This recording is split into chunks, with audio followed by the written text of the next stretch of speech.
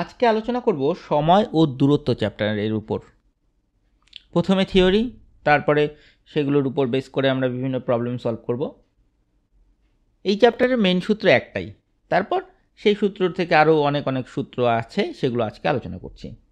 একটাই সূত্র, কি? বেগের ফর্মুলা। বেগ সমান সমান দূরত্ব, বা এখানে সরণ কথাটা ইউজ হতে পারে,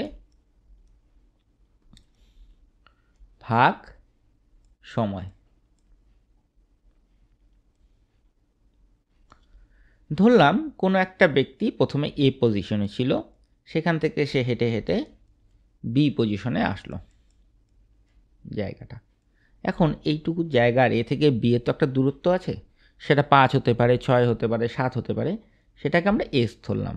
আর এটা যেতে তার টাইম লাগলো টি সময়, মানে 1 ঘন্টা 2 ঘন্টা যা খুশি হতে পারে, মিনিট হতে পারে, আমার সময়টা টি লাগলো।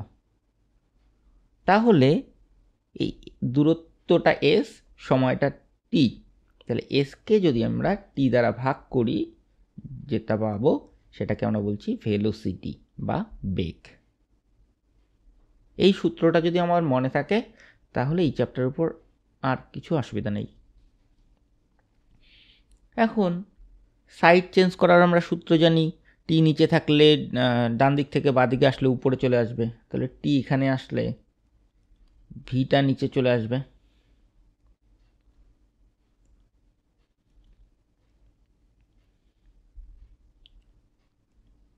তাহলে এখান থেকে আমরা আরেকটা সূত্র পেলাম, সময়ের সূত্র।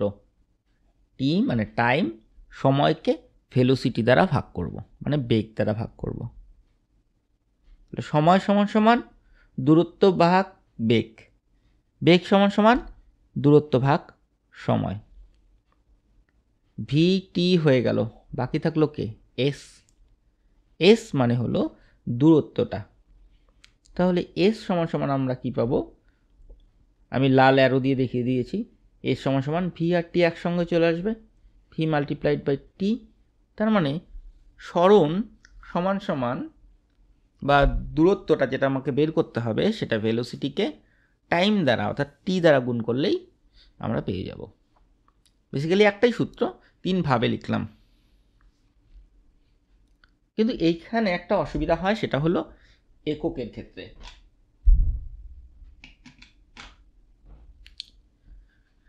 যেহেতু দূরত্ব আমরা কিলোমিটারেও মাপতে পারি, মিটারেও মাপতে পারি, সময় আমরা ঘন্টা সেকেন্ড সব কিছুতেই মাপতে পারি, তো সেই ইউনিট কনভার্সনটা আমাদের পরের সূত্র। কোনো একটা বস্তুর বেগ 2 কিমি প্রতি ঘন্টা, এই কথাটার মানে কি? এই বাই মানে প্রতি, মানে প্রতি ঘন্টায় 2 কিলোমিটার। তার মানে 1 ঘন্টা যাবে, সেখান থেকে 2 কিলোমিটার পথ যাবে, আরও 1 ঘন্টায় 2 কিলোমিটার যাবে। এইটা হলো মোদ্দা কথা। তার মানে ঘন্টা যখন 1 হয়ে যাবে, এটা হবে 2, ঘন্টা যখন 2 হবে, এটা হবে 4। বোঝা গেল? প্রতি ঘন্টায় তার বেগ 2 কিলোমিটার। এখন এমনও তো হতে পারে যে তার যে কিলোমিটারটা সেটা দেওয়া নেই, মিটারে দেওয়া আছে। তাহলে এই 2 কিমি প্রতি ঘন্টাটাকে আমরা চাচ্ছি নিয়ে যেতে কত মিটার পার সেকেন্ড হয়, সেটা দেখব।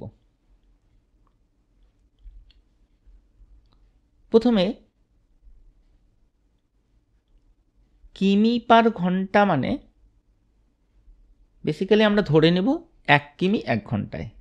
তাহলে এই কিমিকে লেখা যায় 1000 মিটার, 1 কিলোমিটার সমান সমান 1000 মিটার, আর 1 ঘন্টাকে লেখা যায় 3600 সেকেন্ড। কীভাবে লেখা যায়? মিটার থেকে কিলোমিটার কিভাবে করে সেটা না হয় অন্যদিন বুঝিয়ে দেব, কারণ সেটা বুঝতে গেলে একদমই বেসিক ব্যাপার, ওই যে মিলিমিটার, সেন্টিমিটার, ডেসিমিটার, মিটার কীভাবে কনভার্সন করে সেটা আমাকে দেখতে হবে, তো সেটা কোনো দিন আলোচনা করা যাবে। আর সেকেন্ডটা কীভাবে হলো, 1 ঘন্টায় 60 সেকেন্ড, সরি 60 মিনিট, 1 ঘন্টায় 60 মিনিট আর প্রতি মিনিটে 60 সেকেন্ড, তার মানে 2 বার 60, 60 গুণ করে হচ্ছে 3600 সেকেন্ড। এখানে 2 শূন্য কাটা, উপরে 2 শূন্য কাটা, উপরে থাকলো 10, 36, এই 10কে কাটলাম 5, 36কে কাটলে 18। তার মানে আমরা একটা সূত্রের মতো পেলাম, যেটা কি বলছে যে 1 কিমি প্রতি ঘন্টা মানে 5/18 মিটার প্রতি সেকেন্ড।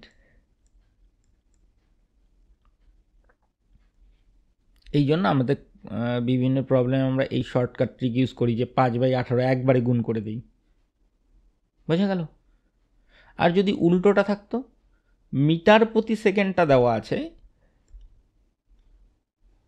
আমাকে যদি কিমি প্রতি ঘন্টাটা বের করতে হতো তাহলে 18/5 দ্বারা গুণ করতাম। তাহলে এখানে কিমি প্রতি ঘন্টা দেওয়া আছে এই অঙ্কে, এবার আমাকে বের করতে হবে মিটার প্রতি সেকেন্ডে। 2 কিমি প্রতি ঘন্টা ছিল, তাহলে 2 কনভার্সনের জন্য আমার 5/18 মিটার প্রতি সেকেন্ড। এবার কাটাকাটি করে 5/9 মিটার প্রতি সেকেন্ড। তাহলে এই টাইপের ইউনিট কনভার্সন আমাদের করতে হবে। এবার আসি আপেক্ষিক বেগ। যেমন এখানে একটা বস্তু যার নাম এ, সে এই ডিরেকশানে যাচ্ছে, আর এখানে আরেকটা বস্তু আছে বি, সে এই ডিরেকশানে যাচ্ছে।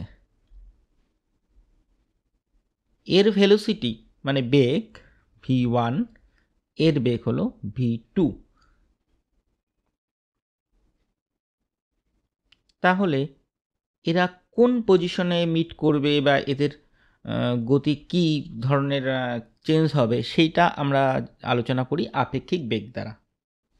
বিভিন্ন টাইপের প্রবলেম আমরা পরের দিন আলোচনা করব। এদের আপেক্ষিক বেগ মানে এ যদি স্থির থাকতো আর বি এর দিকে আসতো তাহলে v2 বেগ দ্বারা আসতো, কিন্তু যদি তাড়াতাড়ি আসতে হয়, যে তাড়াতাড়ি মিট করব, তাহলে এও একটা ভেলোসিটিতে যাচ্ছে v1, বিও একটা ভেলোসিটিতে যাচ্ছে v2, তাহলে তাদের আপেক্ষিক বেগ, তাদের কাছাকাছি আসার সময়টাও তো কমে যাবে, মানে তাড়াতাড়ি আসবে, তাহলে বেগটা বাড়বে, তাই তাদের আপেক্ষিক বেগ হবে v1 প্লাস v2।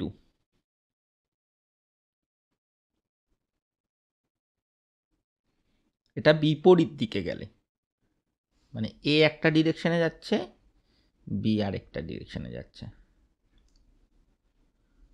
বিপরীত দিকটা এইভাবেও হতে পারে,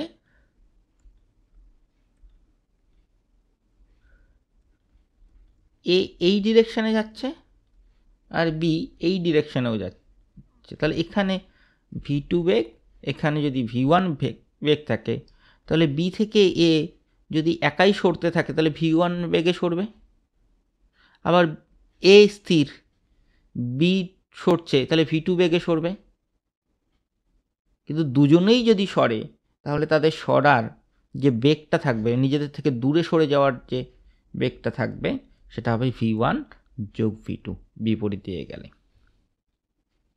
আর যদি একই ডিরেকশনে হয়, মানে এ এই ডিরেকশনে যাচ্ছে, বি এই ডিরেকশনেই যাচ্ছে, দুজনেই একই ডিরেকশনে যাচ্ছে, এর বেগটা v1, এর বেগটা v2, তাহলে তাদের আপেক্ষিক বেগটা হবে v2 মাইনাস v1। একটা অঙ্ক দ্বারা আমরা ব্যাপারটা সহজ করে দেব। তার আগে বলি কি হচ্ছে, যদি v1টা কম হয় তাহলে প্রতি ঘন্টায় এ যতটা যাবে, v2টা যদি বেশি হয়, প্রতি ঘন্টায় এ বেশি দূরত্বে যাবে, তাহলে এদের মধ্যে একটা দূরত্ব তৈরি হবে একই পজিশন থেকে যাত্রা শুরু করলেও। এই যে কতটা চেঞ্জ হলো সেটা আমরা বের করব আপেক্ষিক ভেলোসিটি দিয়ে।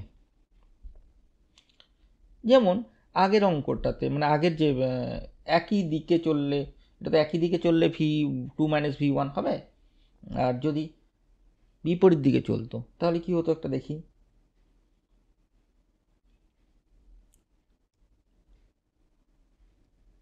এ একটা ট্রেন 60 কিলোমিটার প্রতি ঘন্টায় আসছে, এখান থেকে বি আরেকটা ট্রেন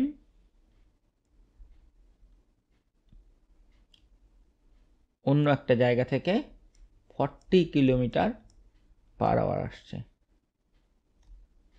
তাহলে কি হবে, তারা একটা সময় তো গিয়ে মিট করবে কোথাও গিয়ে। সেই মিট করার সময় যে কত তাড়াতাড়ি সেই রাস্তাটা অতিক্রম করবে, সেই ভেলোসিটিটা যেটা হবে সেটার নাম আপেক্ষিক velocity. 40 kilometre per hour plus 60 kilometre per hour, total এই 100 কিলোমিটার পার আওয়ার ভেলোসিটি হবে। তাহলে আপেক্ষিক ভেলোসিটি কখন লাগবে, যখন দুটো ট্রেন মুখোমুখি আসলে কত সময় যাবে, বা বিপরীত দিয়ে গেলে, এই টাইপের অঙ্ক করলে, বা আমরা যখন নদীর স্রোতের প্রতিকূলে অনুকূলে অঙ্ক করব সেখানেও আপেক্ষিক বেগ লাগবে। পরের থিওরিতে আসি। যেমন এতক্ষণ ট্রেনের কথা যখন বললাম, ট্রেন যখন যায় তখন কি কি অঙ্ক আসতে পারে এখান থেকেই, মানে জেনারেলি এই হলো একটা ট্রেন, এখানে রাস্তা একটা খুঁটি আছে, এইটা পার করতে তার কতটা সময় লাগবে। বেসিক্যালি খুঁটিটা পার করা মানে কি সেটা যদি আমরা বুঝি তাহলে এই টাইপের প্রবলেমগুলো ইজিলি করতে পারবো। খুঁটিটা কাছে যখন আসবে ট্রেনটা, তখন বেসিক্যালি এইরকম পজিশনে আসবে,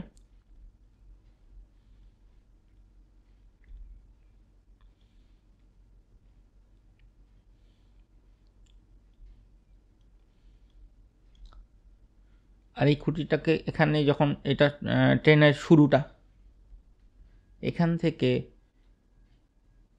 এখন খুঁটিটাকে জাস্ট টাচ করলো, মানে মাথাটা এর সোজাসুজি হলো, আর ট্রেনটা যখন এই জায়গাটা অতিক্রম করবে করে এই পজিশনে আসবে, অর্থাৎ তার শেষ মাথাটা আসবে ট্রেনে, তখন সে পুরো খুঁটিটাকে অতিক্রম করলো।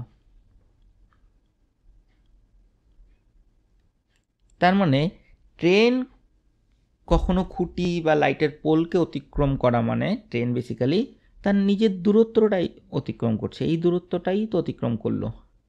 এই দূরত্বটা আগে এখান থেকে এইটুকু জায়গার মধ্যে ছিল, এখন এই দূরত্বটাই সরে গিয়ে এখান থেকে এইটুকু জায়গায় আসলো।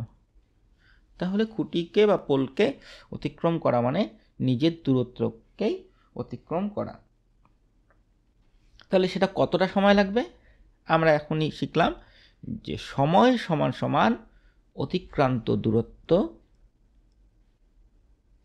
ভাগ তার বেগ।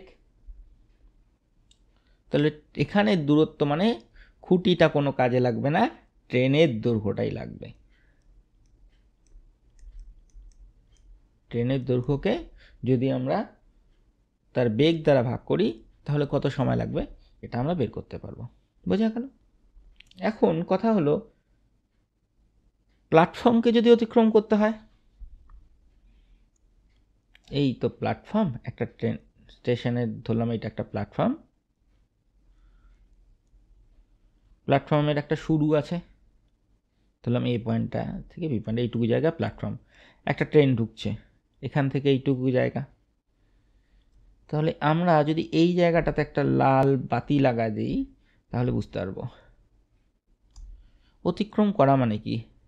ট্রেনটা চলছে চলছে চলছে এইভাবে যাবে, গিয়ে একটা সময় ট্রেনটা এই প্ল্যাটফর্মের শেষ মাথায় চলে আসবে,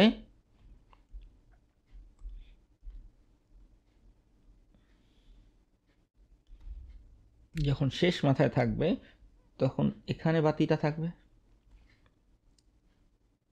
তার মানে ট্রেনটা বেসিক্যালি কোন দূরত্বটা অতিক্রম করলো? পুরো প্ল্যাটফর্মের দূরত্বটা প্লাস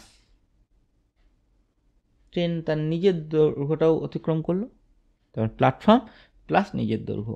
তাহলে যদি কখনো একটা ট্রেন একটা প্ল্যাটফর্মকে কত সময় অতিক্রম করবে, তখন অতিক্রান্ত দূরত্বের জায়গায় আমার ট্রেনের দূরত্ব প্লাস প্ল্যাটফর্মের দূরত্ব অর্থাৎ দুজনের দৈর্ঘ্য দুটোই নিতে হবে। তখন সময় সূত্র কি হবে? সময় সমান সমান ট্রেনের দৈর্ঘ্য যোগ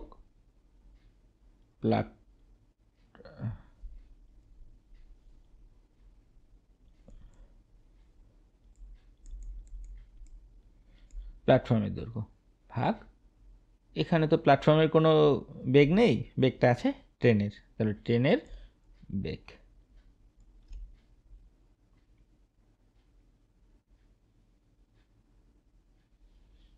এটা দিয়ে একটা অঙ্ক করি, তাহলে ব্যাপারটা ক্লিয়ার হবে।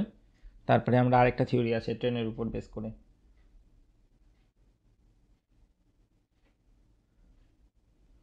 ধরলাম 180 মিটার একটা ট্রেন আছে, সেই ট্রেনটা 120 মিটার একটা প্ল্যাটফর্মকে অতিক্রম করে।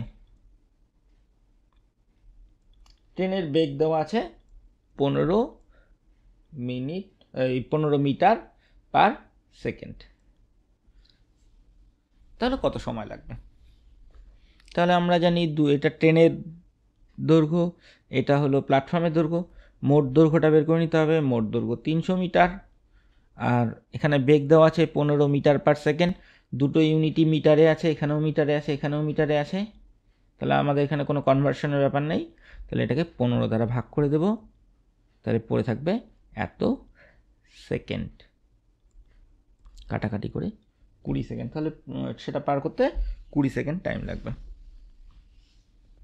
আচ্ছা, এবার একটা কথা হলো, এদিক থেকে একটা ট্রেন আসছে, যার মাথায় লাল চিহ্ন করে দিলাম। এদিক থেকে আর একটা ট্রেন আসছে, যেটা নীল রঙের। এরা পরস্পরকে কখন অতিক্রম করবে?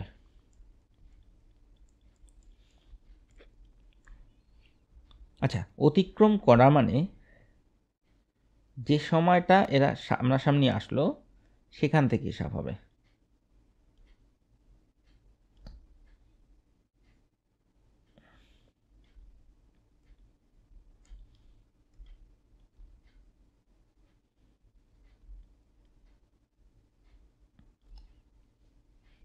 এখন লাল চিহ্ন আর নীল চিহ্ন, এদের মাঝখানে কোনো দূরত্ব নেই। যখন অতিক্রম করবে তখন কি হবে? এই ট্রেনটা, নীল রঙের ট্রেনটাও এই ডিরেকশনে এগিয়ে যাবে, আর লালটাও এই ডিরেকশনে এগিয়ে যাবে। তা নীলটা যখন এগিয়ে যাবে, নীলটা কোনো একটা জায়গায় এরকম হবে, আর লালটাও তার পিছনের দিকটা এরকম হবে।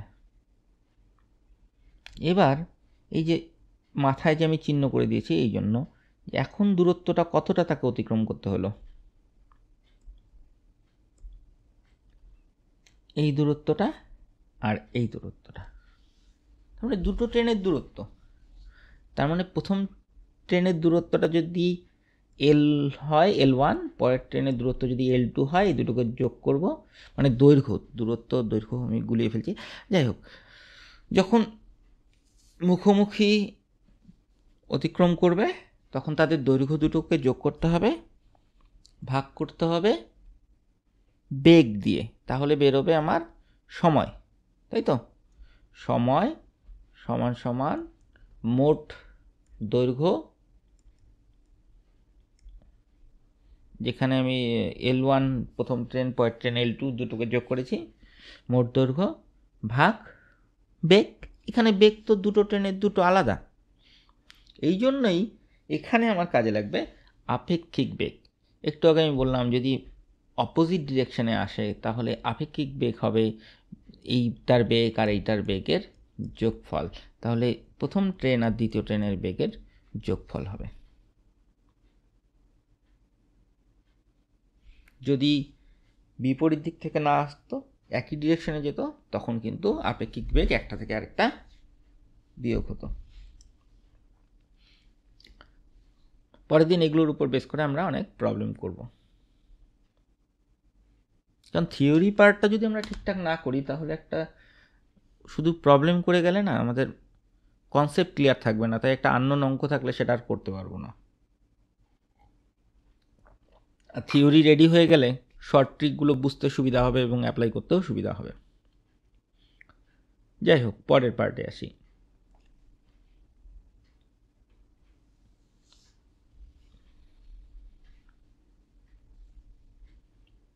কোনো একটা ব্যক্তি 60 কিলোমিটার প্রতি ঘন্টায় গেল, 40 কিলোমিটার প্রতি ঘন্টায় ব্যাক করলো। যাওয়ার সময় একটা বেগ, ফেরার সময় আরেকটা বেগ। এই ধরনের ক্ষেত্রে গড় বেগটা বের করতে দেয়। তো গড় বেগের সূত্র হলো, প্রথমটার যদি যাওয়ার সময় বেগ থাকে যদি এক্স আর পরে যদি বেগ থাকে ওয়াই, তাহলে গড় বেগ হবে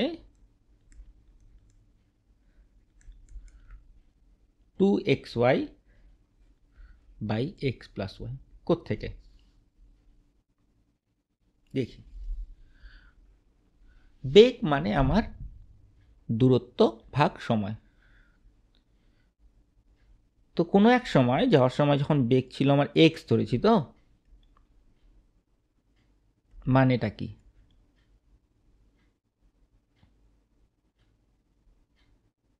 যদি আমার অতিক্রান্ত দূরত্ব, যদি আমার রাস্তাটা থাকতো 1 একক, তাহলে সময় কতটা লাগবে? সময় সমান সমান দূরত্ব, এখানে 1 একক ধরেছি, আর বেগ কত? এক্স প্রথম ক্ষেত্রে। আচ্ছা, ফেরার সময় কি হলো? ফেরার সময় দূরত্ব তো একই আছে, ধরলাম 1 একক, ওই একই সময়।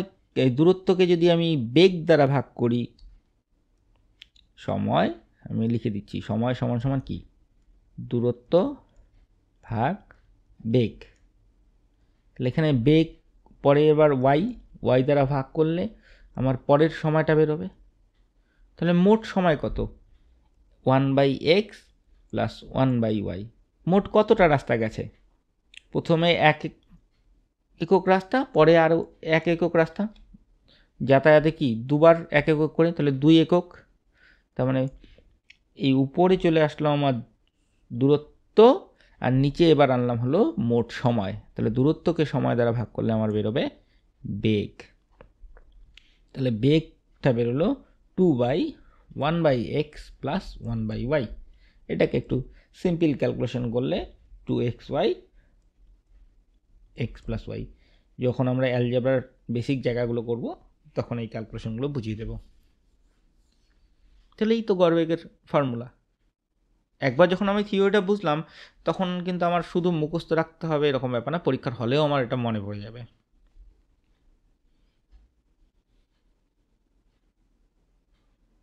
তাহলে যেটা বলছিলাম, ধরলাম যাওয়ার সময় 60 কিমি প্রতি ঘন্টায় যাচ্ছে, ফেরার সময় 40 কিমি প্রতি ঘন্টায় ব্যাক করছে।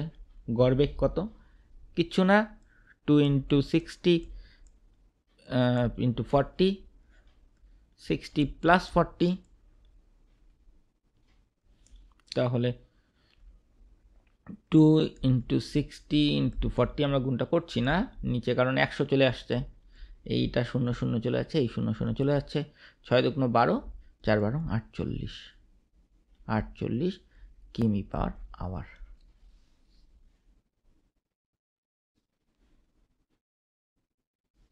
এমন নয় কিন্তু যে যাওয়ার সময় 60 আসার সময় 40, তাহলে যোগ করে অর্ধেক করে দিলাম তাহলে গড় হয়ে গেল 50, তা না। বোঝা গেল? এটা কিন্তু হবে না, এটা বেসিক্যালি হারমোনিক মিন। আচ্ছা, আরেকটা সময় আর বেগের ক্ষেত্রে বা সময় আর দূরত্বের ক্ষেত্রে ইম্পর্টেন্ট অঙ্ক আসে, সেটা হলো নদীর স্রোতের অনুকূলে, নদীর স্রোতের প্রতিকূলে। কি হয় যখন আমরা একটা নদীতে করে নৌকা ভাসাই,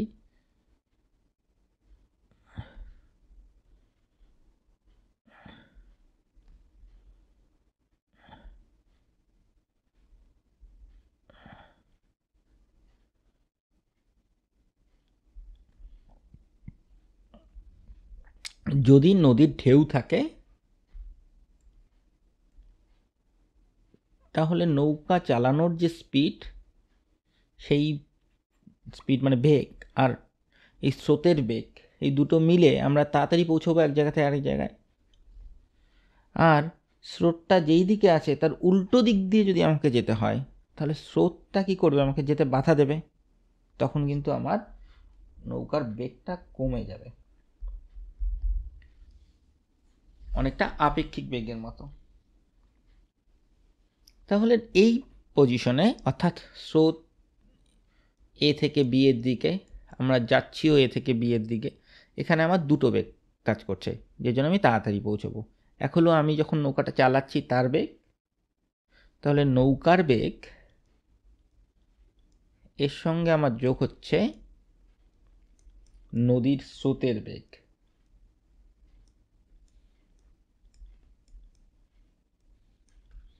এই বেগটাকে আমি বলছি প্রবাহ মুখে বেগ। প্রবাহ মুখে বেগ, বাবা, প্রবাহ মুখে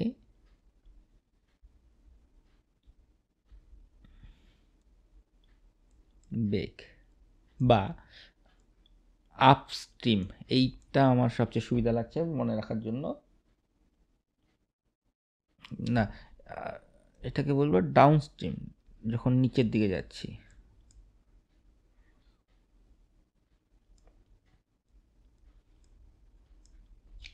ডাউনস্ট্রিম মানে স্রোতের দিকে, যেদিকে স্রোত সেই দিকেই যখন যাচ্ছি, সেটা বাংলা হলো প্রবাহ মুখে বেগ। আর যখন উল্টো দিকে যাব তখন কি হবে?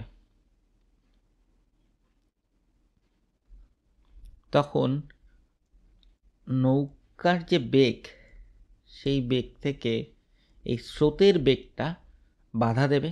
নদীর স্রোতের জন্য আমার যেতে কষ্ট হবে, তাই স্রোতের বেগটা বিয়োগ হয়ে যাবে। এটাকে বলছি আমি প্রতি প্রবাহে বেগ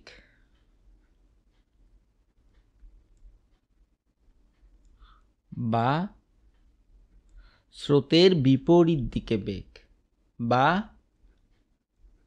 আপস্ট্রিম। আপস্ট্রিম কেন? আমরা উপরের দিকে যাচ্ছি, স্রোত যেদিকে তার বিপরীত দিকে।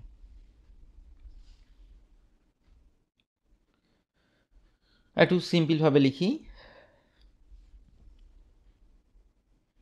ডাউনস্ট্রিমে মানে উপর থেকে যখন নিচে যাচ্ছি তখন নৌকার বেগ, সেটার নাম দিলাম ভি, তার সঙ্গে নদীর বেগ এন, এন লিখে দেই তাহলে নদী বোঝা যাবে, এন। আর যখন আপস্ট্রিমে যাচ্ছি স্রোতের বিপরীত দিকে, তখন নৌকার বেগ থেকে এই নদীর বেগটা বিয়োগ হবে। আচ্ছা, এই দুটোকে যদি যোগ করি তাহলে কি হবে? ডি যোগ ইউ সমান সমান 2v। একটা এন যোগ হবে, একটা এন বিয়োগ হবে, তাহলে এন আর থাকবে না, কাটাকাটি যাবে। তাহলে ভি সমান সমান ডি প্লাস ইউ ভাগ 2, এই 2টা নিচে চলে আসবে। এখান থেকে আসলে কি পেলাম? আর একটা সূত্র পেলাম, সেই সূত্রটা লিখি। কি পেলাম? ভি কি ধরেছিলাম? নৌকার বেগ। তাহলে নৌকার বেগ সমান সমান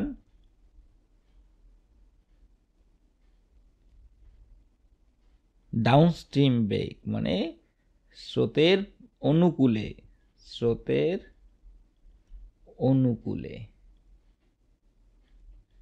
বেগ,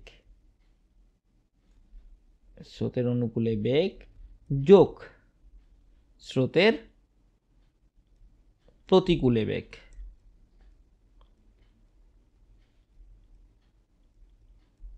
এই দুটোকে আমরা যোগ করব, করে 2 দ্বারা ভাগ করব, তাহলে আমার নৌকার বেগ পাচ্ছি।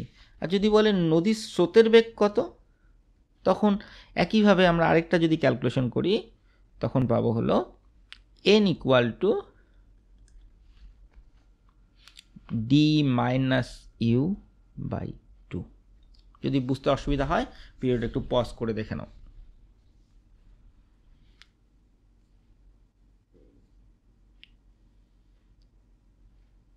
তার মানে ডি মানে কি, স্রোতের অনুকূলে, ইউ মানে হলো স্রোতের প্রতিকূলে। এই অনুকূলের বেগটাই তো বেশি হবে, কারণ নৌকার বেগ থাকছে, তার সঙ্গে নদীর স্রোতের বেগ থাকছে, এই দুটো মিলে যে বেগটা, সেখান থেকে স্রোতের প্রতিকূলে বেগটাকে বিয়োগ করে দেব, কমটাকে, সেটাকে বিয়োগ করে 2 দ্বারা ভাগ করলে যেটা পাবো সেটা হলো নদীর স্রোতের বেগ। একটা অঙ্ক করি তাহলে আরো ক্লিয়ার হবে।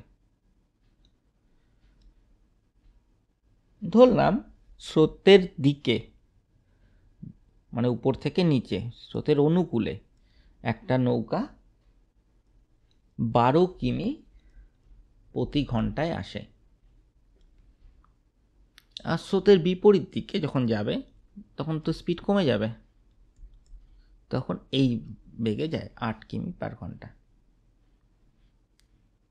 এখন যদি স্রোত না থাকতো নদীতে, তাহলে নৌকার বেগটা কত হতো, বা যে নদীর যে স্রোতটা সেটারই বা বেগ কত। আমরা একটু আগে কি করলাম, নৌকার বেগটা করলাম স্রোতের অনুকূলে বেগ, স্রোতের প্রতিকূলে বেগ, সেটাকে 2 যোগ করে 2 দেওয়া ভাগ। তাহলে স্রোতের অনুকূলে 12, স্রোতের প্রতিকূলে 8, যোগ করব 12 যোগ 8 ভাগ 2 সমান সমান 10 কিমি পার আওয়ার। এটা হলো কি ছিল, নৌকার বেগ। তাহলে এটা হলো নৌকার বেগ।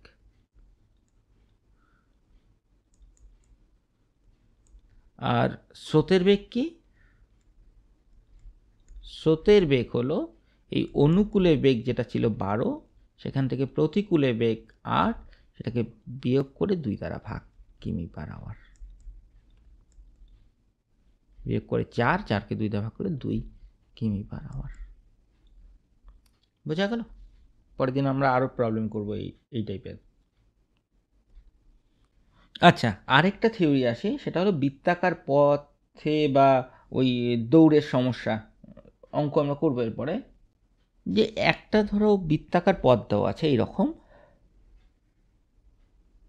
এখান থেকে আমাদের দৌড় শুরু হলো, দুজন প্লেয়ার আছে, একজন এ একজন বি, কিন্তু একজন জোরে দৌড়াচ্ছে V1 বেগে, আরেকজন V2 বেগে দৌড়াচ্ছে। তাহলে যদি আর ওরা একই বেগে দৌড়তো তাহলে একই সঙ্গে সঙ্গে যেত, কিন্তু যখনই বেগের কম বেশি হচ্ছে, কেউ আগে যাবে কেউ পরে যাবে, তাহলে প্রতি মুহূর্তে তাদের মধ্যে কেউ এতটা গেল 1 মিনিট সময়, কেউ এতটা গেল, তাহলে প্রতি মিনিটে এতটা করে ডিফারেন্স তৈরি হবে। সেইভাবে সার্কুলার পথে ঘুরলেও তাদের মধ্যে প্রতি মুহূর্তে একটা দূরত্ব তৈরি হতে থাকবে। সেই দূরত্বটা কতটা হবে,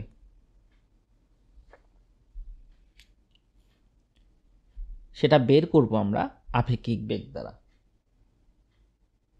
বলছে কখন তারা একত্রে মিলবে।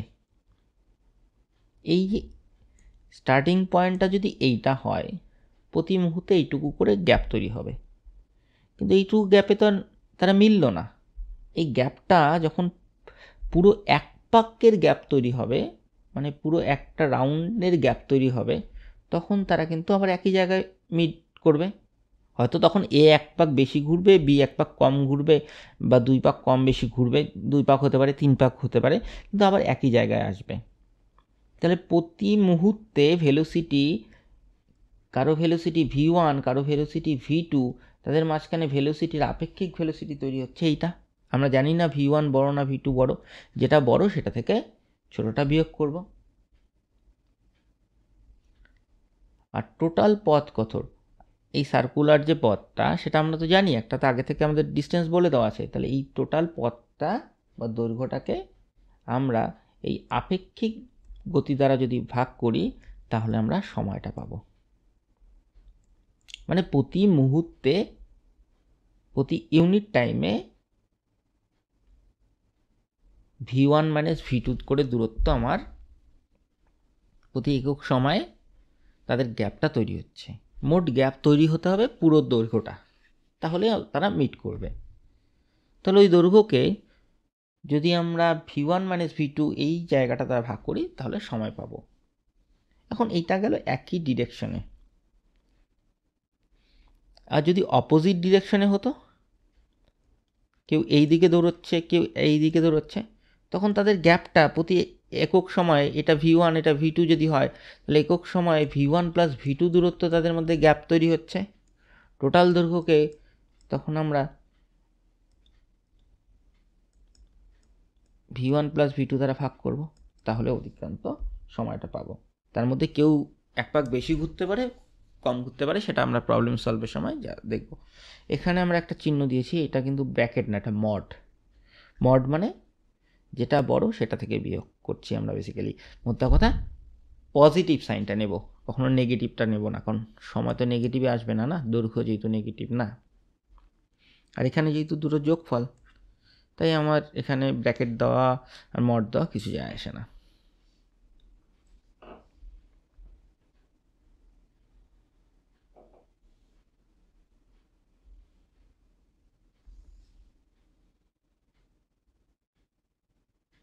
এবার আসি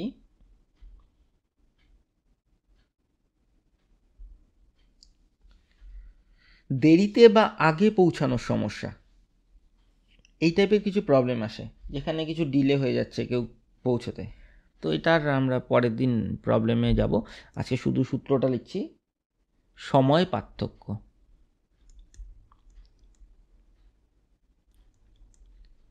কি বলছে, টোটাল দূরত্বকে যদি আমরা 1/আসল বেগ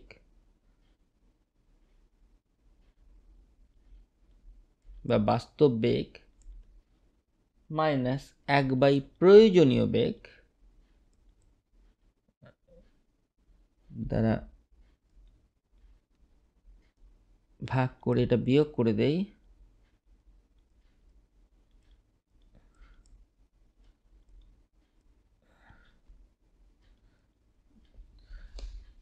তাহলে সময়ের পার্থক্যটা বেরোবে। এখানে কি হচ্ছে, প্রথম পার্টে কি হচ্ছে, দূরত্ব বাই বাস্তব বেগ, তাহলে বাস্তবে সে কতটা সময় নিচ্ছে সেটা হবে। আর দূরত্ব পরের পার্টটাতে কী হবে, দূরত্বটা এখানে আসবে, একের সঙ্গে গুণ হয়ে যাবে একের সঙ্গে, তাহলে দূরত্ব ভাগ প্রয়োজনীয় বেগ, তার মানে কী হবে, কত সময় দরকার সেটা বেরোবে। এই দুটোর গ্যাপটাই আমার সময় পার্থক্য। তো এই টাইপের কিছু প্রবলেম আসে।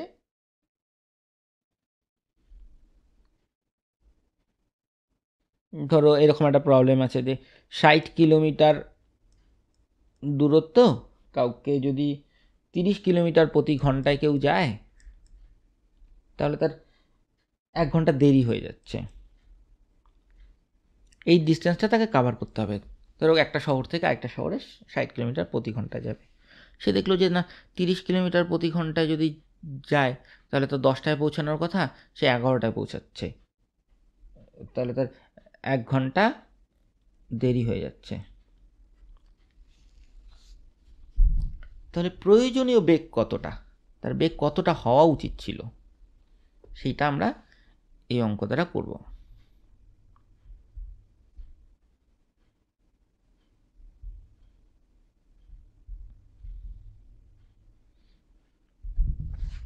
এই সূত্রটা ব্যবহার করব। এবার এখানে সময় পার্থক্য কত আমার, 1 ঘন্টা, দূরত্ব কত 60 কিলোমিটার, বাস্তব বেগ কত দেওয়া আছে 30 কিলোমিটার, 1 প্রয়োজনীয় বেগটা আমরা জানি না, এই প্রয়োজনীয় বেগটাকে আমি ভি ধরলাম। এবার যদি কাটাকাটি করি তাহলে এখান থেকে কাটাকাটি করে হবে 2/60/v। এটা একটা সিম্পল ক্যালকুলেশন করলে v সমান চলে আসবে হলো আমার 60। তার মানে আমার ভেলোসিটি হওয়া উচিত ছিল 60 km/h। এটা যেমন একদম বেসিক প্রবলেম বললাম, পরের দিন এটার উপর বেস করে হার্ডার প্রবলেমে যাব। নেক্সট, যদি দূরত্ব ফিক্সড থাকে বা ধ্রুবক থাকে তাহলে কি হবে? বেগ গুণ সময় সমান আমরা জানি দূরত্ব। এই দূরত্বটা আমার দেওয়া আছে হলো একটা ধ্রুবক, অর্থাৎ ফিক্সড মান দেওয়া আছে। তাহলে বেগ যদি কমে সময়কে বাড়তে হবে,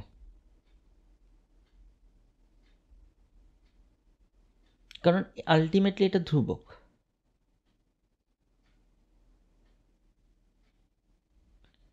বেগ যদি 18 হয়, সময় যদি 2 হয়, তাহলে 18 × 2 = 36। এবার বেগ যদি আমার এটা 9 হয়ে যায়, বেগ কমে গেল, অর্ধেক হলো, তাহলে সময়কে ডাবল হতে হবে, 4 হতে হবে, 4 × 36।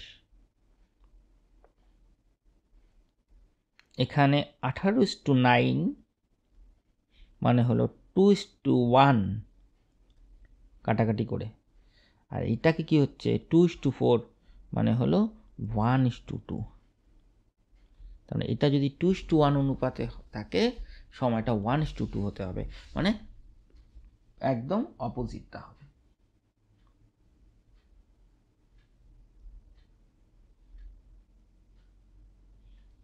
অর্থাৎ বেগের অনুপাতটা যা হবে, যদি m:n হয় বেগের অনুপাত, তাহলে সময়ের অনুপাতটা হবে n:m। বোঝা গেল? তাহলে আজকে আর কিছু এখান থেকে বলার নেই। এরপরে যখন আমরা প্রবলেম করব বিভিন্ন টাইপের, তখন যদি কোনো থিওরি আসে সেটা নিয়ে আলোচনা করব। নেক্সট ক্লাসে আমরা প্রবলেম সলভিংয়ে যাব ডিরেক্ট। টাটা।